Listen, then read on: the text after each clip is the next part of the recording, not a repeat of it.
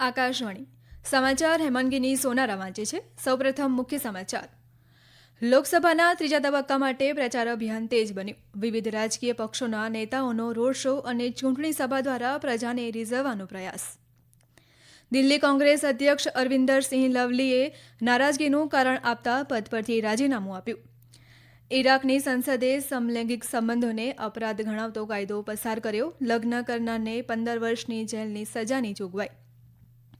તીરંદાજી વિશ્વકપમાં ભારતના ધીરજ દેવરા, તરુણદીપ રાય અને પ્રવીણ જાધવે દક્ષિણ કોરિયાના ચેમ્પિયન્સને હરાવીને જીતો સુવર્ણચંદ્રક.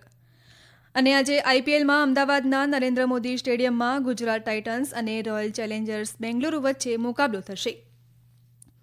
સમાચાર વિગતવાર. દેશમાં લોકસભા ચૂંટણીના ત્રીજા તબક્કા માટે વિવિધ રાજકીય પક્ષોના ટોચના નેતાઓ વિવિધ મત વિસ્તારોમાં ચૂંટણી રેલીઓ અને રોડ શો યોજી રહ્યા છે.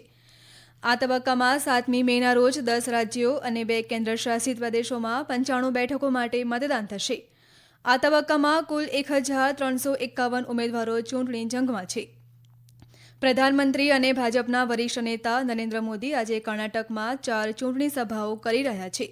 બેલાગાવીમાં ચૂંટણી સભાને સંબોધતા પ્રધાનમંત્રી મોદીએ કહ્યું કે છેલ્લા 10 વર્ષોમાં સરકારે કૃષિ ઉત્પાદક સંસ્થાઓની મદદથી ખેડૂતોને પેદાશ તેમજ તેને બજાર સુધી લઈ જવાના ખર્ચની પ્રક્રિયાને સરળ અને સસ્તી બનાવી છે. 10 કરોડ મહિલા સ્વયં સહાય જૂથોને મદદ કરી છે. ઉપરાંત ઇથેનોલની ખેતી દ્વારા ખેડૂતોએ 70,000 કરોડની આવક મેળવી છે. બેલાગાવી બાદ શ્રી મોદી ઉત્તરાકન્નડ લોકસભા મતવિસ્તારના સિરસી પહોંચશે. અહીં તેઓ જાહેર રેલીને સંબોધશે. ત્યારબાદ તેઓ દાવણગેરે અને બેલ્લારીમાં અંતિમ સભાને સંબોધશે. તો રાહુલ ગાંધીએ ઓડિશાના કેન્દ્રુવાડામાં ચૂંટણી સભાને સંબોધતા કહ્યું કે કોંગ્રેસ સત્તામાં આવશે તો ગરીબ પરિવારની મહિલાઓને તેમના ખાતામાં વાર્ષિક 1 લાખ રૂપિયા આપવામાં આવશે. ઉત્તર પ્રદેશમાં પણ આજે ભારે જોરશોરથી પ્રચાર કાર્ય જોવા મળી રહ્યું છે. ભાજપના વરિષ્ઠ નેતા અમિત શાહ રાજ્યમાં 3 રેલીઓને સંબોધિત કરશે. ભાજપના વરિષ્ઠ નેતા અને રાજ્યના મુખ્યમંત્રી યોગી આદિત્યનાથ પણ બરેલી, બદાયુ અને એટા જિલ્લામાં રેલીઓને સંબોધિત કરશે. સમાજવાદી પાર્ટીના વડા અખિલેશ યાદવ પણ પાર્ટીના ઉમેદવાર માટે પ્રચાર કરશે. તેઓ સંભલ જિલ્લામાં અન્ય એક રાજકીય રેલીને પણ સંબોધિત કરશે. દિલ્હી કોંગ્રેસના અધ્યક્ષ અરવિંદરસિંહ લવલીએ પોતાના પદ પરથી રાજીનામું આપી દીધું છે. કોંગ્રેસના પ્રમુખ મલ્લિકાર્જુન ખડગેને લખેલા પત્રમાં શ્રી લવલીએ જણાવ્યું હતું કે દિલ્હી કોંગ્રેસ એકમ આમ આદમી પાર્ટી સાથેના જોડાણની વિરુદ્ધ છે. તેમણે કહ્યું હતું કે આપ દ્વારા કોંગ્રેસ ઉપર ભ્રષ્ટાચારના ખોટા આરોપ લગાવવામાં આવ્યા હતા અને કોંગ્રેસ સામે અપપ્રચાર પણ કરાયો હતો. તેમ છતાં પણ કોંગ્રેસે દિલ્હીમાં આપ સાથે જોડાણ કર્યું છે.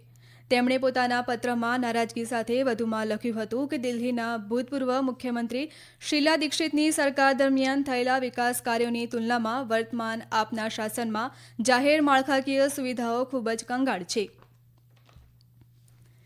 ભાજપના વરિષ્ઠ નેતા અને કેન્દ્રીય સંરક્ષણ મંત્રી રાજનાથસિંહ પ્રચાર માટે ગુજરાતના પ્રવાસે છે. તેમણે આજે સવારે અમદાવાદ ભાજપના પ્રદેશ કાર્યાલય ખાતેથી પત્રકાર પરિષદને સંબોધી હતી. તેમણે કહ્યું હતું કે સરકારની 10 વર્ષની ઉપલબ્ધિઓ અને સુશાસન પ્રજા સમક્ષ છે. તેમણે કહ્યું હતું કે કોંગ્રેસ દ્વારા લોકશાહી ખતરામાં છે તેવા આરોપો લગાવાયા છે તે તદ્દન પાયાવિહોણા છે.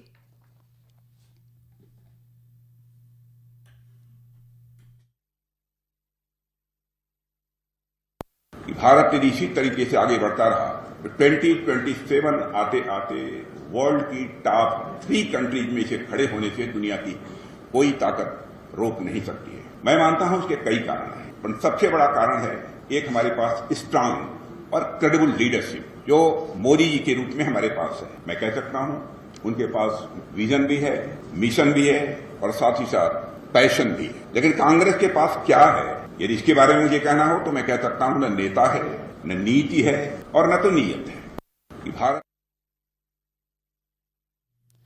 ચૂંટણી પંચે મંગળવારે આઉટર મણિપુર મત વિસ્તારમાં 6 મતદાન મથકો પર ફરીથી મતદાન કરવાનો નિર્દેશ આપ્યો છે. આ મત વિસ્તારમાં ગયા શુક્રવારે મતદાન થયું હતું. આ મતદાન મથકો પર 26મી એપ્રિલે યોજાયેલ મતદાન રદ ગણવામાં આવશે અને 30મી એપ્રિલના રોજ સવારે 7 થી સાંજે 4 વાગ્યા સુધી પુનઃ મતદાન યોજાશે. જેમાંથી 5 મતદાન કેન્દ્ર ઉખરુલમાં છે અને 1 કેન્દ્ર સેનાપતિ જિલ્લામાં છે. આ સમાચાર આપ આકાશવાણી પરથી સાંભળી રહ્યા છો. આસામમાં લોકસભા ચૂંટણીના ત્રીજા તબક્કા માટે પ્રચાર ચરમસીમાએ પહોંચી ગયો છે. ત્રીજા તબક્કામાં ગુવાહાટી, બરપેટા, કોકરાઝાર અને ધુબરી બેઠકોમાં મતદાન યોજાનાર છે. આ તમામ બેઠકો પર 47 ઉમેદવારો મેદાનમાં છે.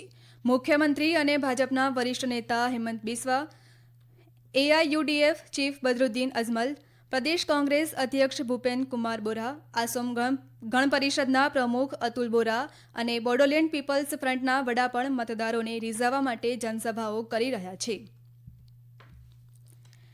ઇરાકની સંસદે શનિવારે સમલૈંગિક સંબંધોને અપરાધ ગણાવતો કાયદો પસાર કર્યો હતો. આ નવા કાયદામાં મહત્તમ 15 વર્ષની જેલની સજાની જોગવાઈ કરવામાં આવી છે. સાથે સમલૈંગિક સંબંધો પર પ્રતિબંધ ફરમાવાયો છે. સમલૈંગિકતા અથવા દેહ વેપારને પ્રોત્સાહન આપનારાને ઓછામાં ઓછા 7 વર્ષની જેલની સજાની જોગવાઈ કરવામાં આવી છે. ઇરાકની સંસદમાં સૌથી મોટું ગઠબંધન ધરાવતા રૂઢિચુસ્ત શિયા મુસ્લિમ પક્ષો દ્વારા કાયદાને સમર્થન આપવામાં આવ્યું હતું. અધિકારીઓના જણાવ્યા અનુસાર આપઘલાનો ઉદ્દેશ્ય ધાર્મિક મૂલ્યોને જાળવી રાખવા અને ઇરાકી સમાજને નૈતિક અધોગતિથી બચાવવાનો છે. ચીનના શાંઘાઈમાં તીરંદાજી વિશ્વકપમાં રિકર્વ મેન્સ ટીમ સ્પર્ધામાં ભારતે સુવર્ણચંદ્રક જીત્યો છે. ભારતીય તીરંદાજોની ત્રિપુટી ધીરજ બોમ્માદેવરા, તરુણદીપ રાય અને પ્રવીણ જાદવે દક્ષિણ કોરિયાના વર્તમાન ઓલિમ્પિક ચેમ્પિયનને હરાવી ખિતાબ જીત્યો હતો. આ પ્રથમ વખત છે જ્યારે તીરંદાજી વિશ્વકપ ફાઇનલમાં ભારતે શ્રેષ્ઠ તીરંદાજોને પાછળ છોડીને જીત નોંધાવી છે. આનાથી આગામી પેરિસ ઓલિમ્પિકમાં ભારતીય ટીમ ભાગ લે તેવી શક્યતા વધી ગઈ છે. ભારતે આ સ્પર્ધામાં અત્યાર સુધીમાં 5 સુવર્ણ, 1 રજત અને 1 કાંસ્ય ચંદ્રક જીત્યો છે. વિશ્વના પૂર્વ નંબર 1 તીરંદાજ દીપિકા કુમારી મહિલા રિકર્વ વ્યક્તિગત સેમીફાઇનલમાં વધુ 1 ચંદ્રક મેળવે તેવી શક્યતા છે. આઈપીએલ ક્રિકેટમાં આજે અમદાવાદના નરેન્દ્ર મોદી સ્ટેડિયમમાં ગુજરાત ટાઇટન્સનો મુકાબલો રોયલ ચેલેન્જર્સ બેંગલુરુ સામે થશે. મેચ બપોરે 3:30 વાગે શરૂ થશે. અન્ય એક મેચમાં ચેન્નઈ સુપર કિંગ્સ ચેન્નઈના એમએ ચિદમ્બરમ સ્ટેડિયમ ખાતે સનરાઇઝર્સ હૈદરાબાદ સાથે ટકરાશે. દરમિયાન ગઈકાલે રાજસ્થાન રોયલ્સે લખનૌ સુપર કિંગ્સને 7 વિકેટે હરાવ્યું હતું. લખનૌએ 20 ઓવરમાં 5 વિકેટ ગુમાવીને 196 રન બનાવ્યા હતા. જેના જવાબમાં રાજસ્થાને 19 ઓવરમાં 199 રન બનાવીને મેચ જીતી હતી. કેપ્ટન સંજુ સેમસને અણનમ 71 અને ધ્રુવ જુરેલે અણનમ 52 રનની ભાગીદારી કરી મેચ જીતી હતી. મેચના અંતમાં સંજુ સેમસનને પ્લેયર ઓફ ધ મેચ જાહેર કરવામાં આવ્યો હતો. ભારતીય જનતા પાર્ટીના અધ્યક્ષ જેપી નડ્ડાએ પશ્ચિમ બંગાળમાં સંદેશખાલીની સ્થિતિ માટે મુખ્યમંત્રી મમતા બેનર્જીને જવાબદાર ઠેરવ્યા છે. સોશિયલ મીડિયા પરની એક પોસ્ટમાં તેમણે આરોપ લગાવ્યો હતો કે સંદેશખાલીમાં અસામાજિક તત્વો હજુ પણ મહિલાઓ માટે ખતરો છે. તપાસ એજન્સીઓ પર હુમલાનો ઉલ્લેખ કરતા તેમણે કહ્યું કે પશ્ચિમ બંગાળ સરકાર રાજ્યમાં અરાજકતા પેદા કરી રહી છે. બીજી બાજુ શ્રી નડ્ડાના નિવેદન પર તૃણમૂલ કોંગ્રેસના નેતા સાગરિકા ઘોષે કહ્યું કે સંદેશખાલી ઘટનાના તમામ આરોપીઓ જેલમાં છે. પોતાની જળ સીમામાંથી ઈરાને જપ્ત કરેલા પોર્ટુગીઝ ફ્લેગવાળા જહાજમાં ભારતીય ક્રૂ હતા. ઈરાનના કબજામાં રહેલા ક્રૂને ઈરાન સ્થિત ભારતીય દૂતાવાસના અધિકારીઓ મળ્યા હતા. ઈરાનના વિદેશ મંત્રાલયે એક નિવેદનમાં કહ્યું હતું કે તેઓ માનવતાવાદી મુદ્દા તરીકે જહાજના ભારતીય ક્રૂને મુક્ત કરવા પર વિચાર કરી રહ્યા છે.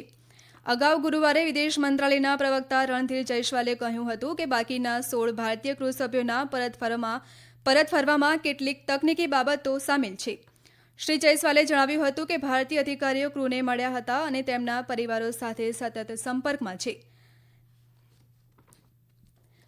અંતમાં મુખ્ય સમાચાર ફરી એકવાર. લોકસભાના ત્રીજા તબક્કા માટે પ્રચાર અભિયાન તેજ બન્યું. વિવિધ રાજકીય પક્ષોના નેતાઓનો રોડ શો અને ચૂંટણી સભા દ્વારા પ્રજાને રીઝવવાનો પ્રયાસ. દિલ્હી કોંગ્રેસ અધ્યક્ષ અરવિંદરસિંહ લવલીએ નારાજગીનું કારણ આપતા પદ પરથી રાજીનામું આપ્યું. ઇરાકની સંસદે સમલૈંગિક સંબંધોને અપરાધ ગણાવતો કાયદો પસાર કર્યો. લગ્ન કરનારને 15 વર્ષની જેલની સજાની જોગવાઈ.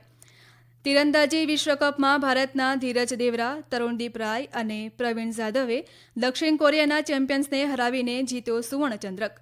અને આજે આઈપીએલમાં અમદાવાદના નરેન્દ્ર મોદી સ્ટેડિયમમાં ગુજરાત ટાઇટન્સ અને રોયલ ચેલેન્જર્સ બેંગલુરુ વચ્ચે મુકાબલો થશે. આકાશવાણી પરથી સમાચાર પૂરા થયા.